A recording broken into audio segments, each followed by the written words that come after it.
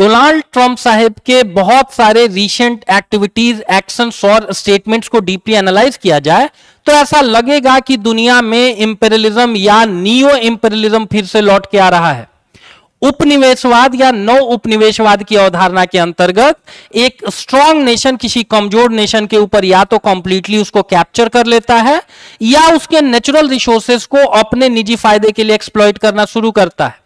इसके अंतर्गत जियोपॉलिटिक्स में एक और टर्म होता है गनबोट डिप्लोमेसी, जिसका मतलब होता है कि if you will not do as I command then I will be completely destroying you. अगर आप मेरे अनुसार नहीं चलेंगे तो हम आपको बर्बाद कर देंगे।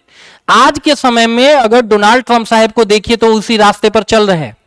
एग्जाम्पल है, आप देखिए कि बहुत सारे देशों के ऊपर वो टैरिफ लगाने की धमकी दे रहे हैं ताकि बिजनेस वगैरह में एक तरफा लाभ किसका हो, अमेरिका का हो।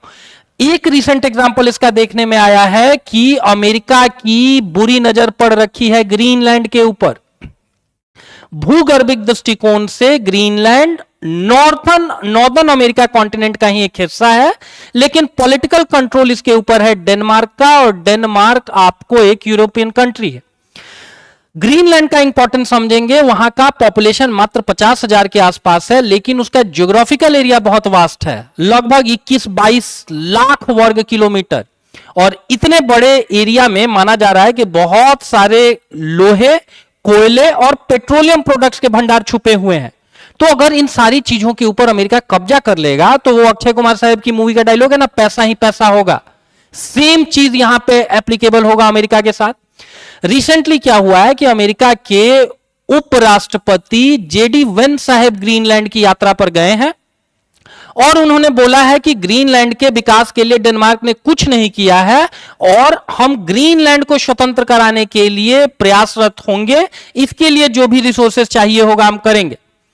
इस बात के ऊपर ऑब्जेक्शन उठाया गया जब डेनमार्क के विदेश मंत्री लोर्स लोके साहब के द्वारा कि भाई आप किसी अपने मित्र राष्ट्र के साथ ऐसा कैसे कर सकते हैं। ठीक है, डेवलपमेंट में थोड़ा प्लस एंड माइनस होगा, लेकिन आप ये स्टेटमेंट कैसे दे सकते हैं कि भाई पूरे के पूरे ग्रीनलैंड पर कब्जा कर लिया जाएगा, उसको अलग एक एंटिटी, पॉलिटिकल एंटिटी बनाने के लिए हम उसको हेल्प आउट करेंगे।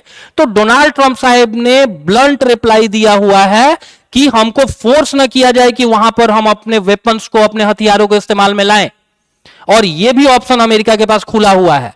तो अमेरिका को या डोनाल्ड ट्रंप साहब को बहुत आसानी से समझने की जरूरत है कि आप दुनिया के सबसे पावरफुल, सबसे जिम्मेदार राष्ट्र के तौर पर बिहेव करो, न कि मोहल्ले के गुंडे के तौर पर। आप कल को जियोपॉलिटिक्स में जब आपको चीन से भिड़ना होगा, रूस से भिड़ना होगा, तो आपको इन्हीं फ्रेंड एलाइज की जरूरत होगी, और अगर आपने उनके साथ अच्छा नहीं किया होगा तो कल को आपके साथ भी कोई नहीं खड़ा होगा। और यकीन मानिए, अगर एक तरफ रशिया और चाइना मिल जाए तो अमेरिका के लिए भी उसको अलग से टैकल करना इतना आसान नहीं होगा।